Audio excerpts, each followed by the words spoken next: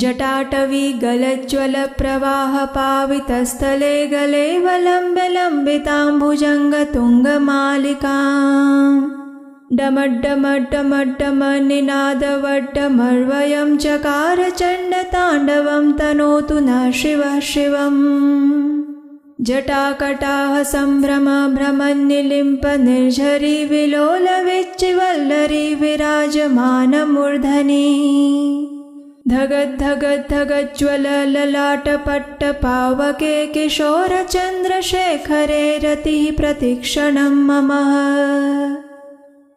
हरे कृष्णा। श्रावण मास के इस पवित्र समय में हम श्रवण कर रहे हैं आदिदेव महादेव की सुंदर कथाओं का। अभी तक हम भगवान शिव की इस कथा यात्रा में सोमनाथ ज्योतिर्लिंग और मल्लिकार्जुन ज्योतिर्लिंग की कथा सुन चुके हैं और आज हम बात करेंगे उज्जैन में स्थित महाकालेश्वर ज्योतिर्लिंग के रहस्यों और रोचक कथा के बारे में। तो चलिए सबसे पहले हम सुनते हैं एक पौराणिक कथा जिसमें छिपा है इस महाकालेश्वर ज्योतिर्लिंग की स्थापना का रहस्य। उज्जैन नगरी जिसे प्राचीन काल में अवंतीपुर के नाम से जाना जाता था। एक समय उज्जैन नगरी में वेदप्रिय नामक ब्राह्मण रहते थे। वे अपने घर में प्रतिदिन 24 घंटे उनके द्वारा स्थापित शिवलिंग की पूजा अर्चना करते थे। वे शिवजी के अनन्य भक्त थे। उनके 4 पुत्र थे जिनमें सबसे बड़ा था देवप्रिय और उसके बाद प्रियमेधा, सुवृत और सुव्रत। ये चारों पुत्र भी अपने पिता के समान ही भगवान शिव के अनन्य भक्त थे। अपने दिन का अधिकतर समय वे महादेव की पूजा अर्चना और उनके गुणगान करने में ही व्यतीत करते। उनके घर में निर्विघ्न रूप से हमेशा यज्ञ चलते रहते थे।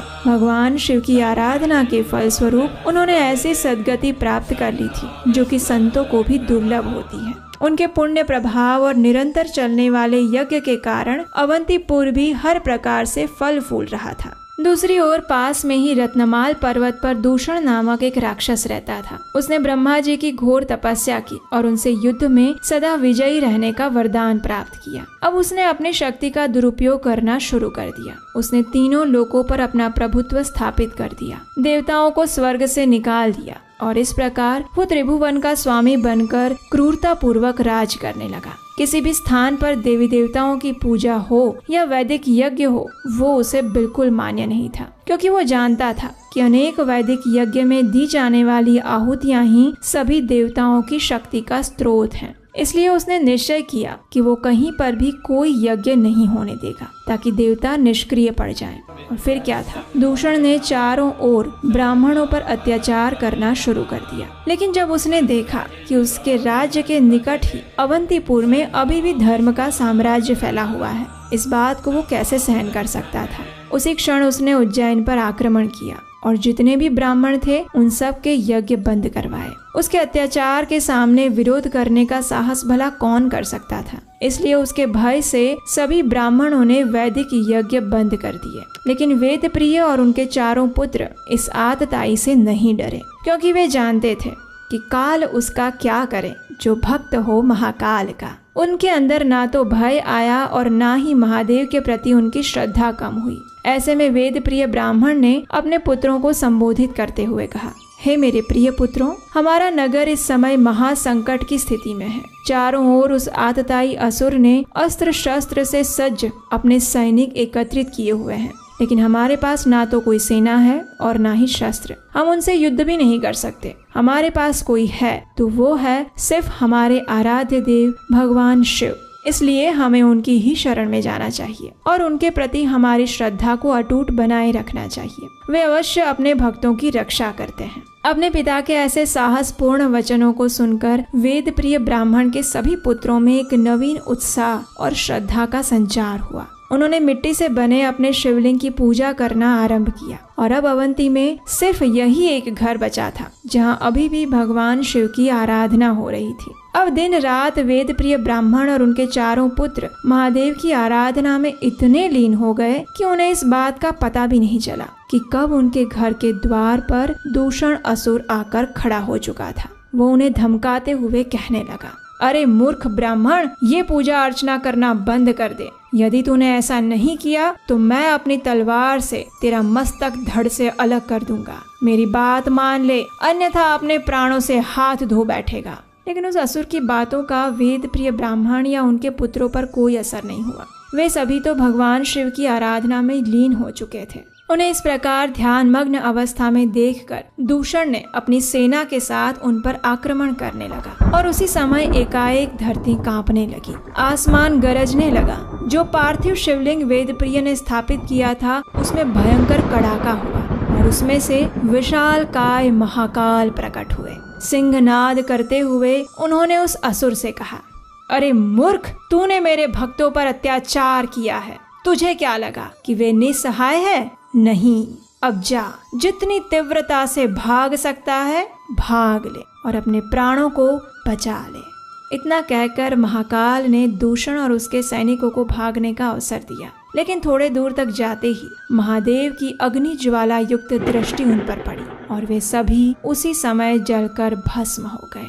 त्रिलोक पर शासन करने वाला दूषण असुर अब राख का ढेर बनकर पड़ा हुआ था। असुर का नाश होते ही देवतागण आकाश से पुष्प वर्षा करने लगे। चारों ओर मंगलमय ध्वनि और दुंदुभियां बज उठी। ब्राह्मण पुत्रों की भक्ति और निर्भयता से प्रसन्न होकर महाकाल ने उनसे कुछ वर मांगने के लिए कहा और तब वेद प्रिय ब्राह्मण ने महादेव से विनती की, हे शंभु, आपके दर्शन मात्र से हमारी सभी मनोकामनाएं पूर्ण हो गई है। हमारी यही इच्छा है कि आप हमें इस भौतिक जगत से मुक्ति प्रदान करिए। और दूसरा ये कि जिस शिवलिंग की हमने आराधना की है और जिसमें से आप प्रकट हुए हैं उसमें आप सदा सदा के लिए विराजमान रहिए और सृष्टि के जीवों का कल्याण करें। जो भी आपकी शरण में आए आप उनकी रक्षा करिए। महादेव ने ब्राह्मण की मनोकामना को पूर्ण करते हुए अपने तृतीय प्रकाश स्तंभ महाकालेश्वर ज्योतिर्लिंग के रूप में उसी स्थान पर उज्जैन में अपना निवास स्थान बना लिया। नैमिषारण्य में एकत्रित हुए शौनक आदि ऋषियों को महाकालेश्वर ज्योतिर्लिंग का महत्व बताते हुए श्रील सूत गोस्वामी जी कहते हैं कि जो भी व्यक्ति महाकाल के दर्शन करता है उसे स्वप्न में भी कोई दुख नहीं आता। सभी इच्छाओं की पूर्ति के साथ साथ वह व्यक्ति मोक्ष प्राप्त करता है। महाकालेश्वर का ये ज्योतिर्लिंग मध्य प्रदेश राज्य के उज्जैन में स्थित है और 3 किलोमीटर के विस्तार में फैला हुआ है। रामायण के अनुसार भगवान श्री राम और माता सीता ने अपने स्वर्गीय पिता दशरथ महाराज का पिंडदान इसी स्थान पर किया था। भगवान श्री कृष्ण और बलराम जी ने अपने गुरु सांदीपनि ऋषि से शिक्षा इसी स्थान पर प्राप्त की थी और आज भी उनका आश्रम यहाँ पर स्थित है, जिसमें सर्वेश्वर महादेव के रूप में शिवलिंग की उपासना की जाती है। भगवान श्री कृष्ण की 8 रानियों में से एक मित्रवृंदा भी इसी स्थान की राजकुमारी थी। राजा इंद्रद्युम्न, जिनके लिए भगवान जगन्नाथ जी प्रकट हुए थे, वे भी इसी क्षेत्र के राजा थे और राजा विक्रमादित्य की राजधानी भी उज्जैन में ही थी। श्री रूप गोस्वामी बताते हैं कि धरती पर ऐसे 7 तीर्थ हैं जो कि मोक्ष प्रदान करते हैं और ये 7 तीर्थ हैं अयोध्या, मथुरा, द्वारिका, कांची, माया, काशी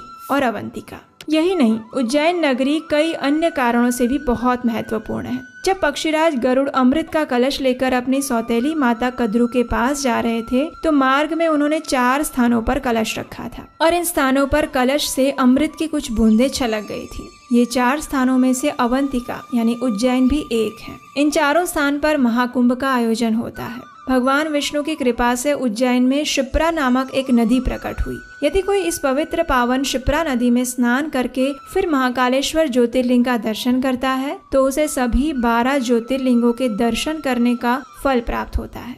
जब राजा विक्रमादित्य अपनी राजधानी अवंतिका में निवास करते थे तो उन्हें यह अनुभव हुआ कि साक्षात महाकाल यहाँ विराजमान है। इसलिए उन्होंने घोषणा की कि उज्जैन के राजा वे नहीं बल्कि महाकाल है। इसके पश्चात राजा विक्रमादित्य केवल दिन के समय ही उज्जैन नगरी में रहकर अपना राजपाट का कार्य करते और सूर्यास्त होते ही शयन करने के लिए उज्जैन से प्रस्थान कर जाते। उनके वंशजों ने भी इस प्रथा का अनुगमन किया। उज्जैन में स्थित महाकालेश्वर ज्योतिर्लिंग का ये मंदिर विश्व में एकमात्र ऐसा मंदिर है जहाँ दक्षिण मुखी शिवलिंग स्थापित है। यहाँ भस्म आरती की विशेष परंपरा है जो अपने आप में बहुत अनोखी है। यहाँ प्रतिदिन भगवान शिव को विभिन्न रूपों में सुंदर श्रृंगार किया जाता है। इस भव्य मंदिर में महादेव के तांडव नृत्य को दर्शाते हुए 108 विशाल स्तंभ है। ये मंदिर इस ब्रह्मांड के केंद्र बिंदु पर स्थित है और इसका प्रमाण ये है कि उज्जैन से सोमनाथ की दूरी है 777 किलोमीटर,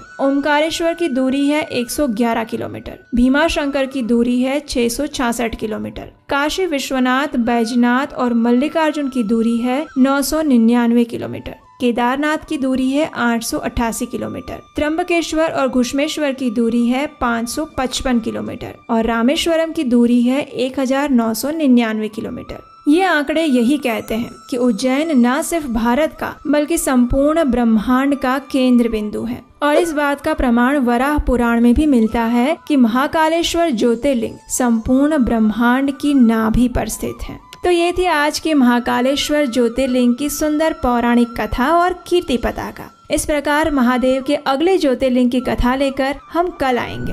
और तब तक के लिए अगर आपको हमारे द्वारा किया जा रहा वैदिक ज्ञान का ये प्रचार अच्छा लग रहा है और अगर इसमें आप हमारी कुछ सहायता करना चाहते हैं तो आप हमारे आने वाले प्रोजेक्ट कृष्णायन के लिए अपना आर्थिक योगदान भेज सकते हैं। श्रीमद् भागवतम पुराण से मूल रूप में ली गई भगवान श्री कृष्ण की बाल लीलाओं को दर्शाता हुआ इस एनिमेशन स्टोरी प्रोजेक्ट के लिए सहायता भेजने के लिए स्क्रीन पर नंबर दिया गया है। तो आइए इस श्रावण मास में भगवान भोलेनाथ की महिमा को अपने सभी मित्रों और परिवारजनों को शेयर करते हैं, इस वीडियो को अधिक से अधिक लोगों तक पहुंचाकर, और भगवान महाकालेश्वर से परम भगवान श्री कृष्ण की शुद्ध भक्तिमय सेवा की याचना करते हैं। हरे कृष्ण।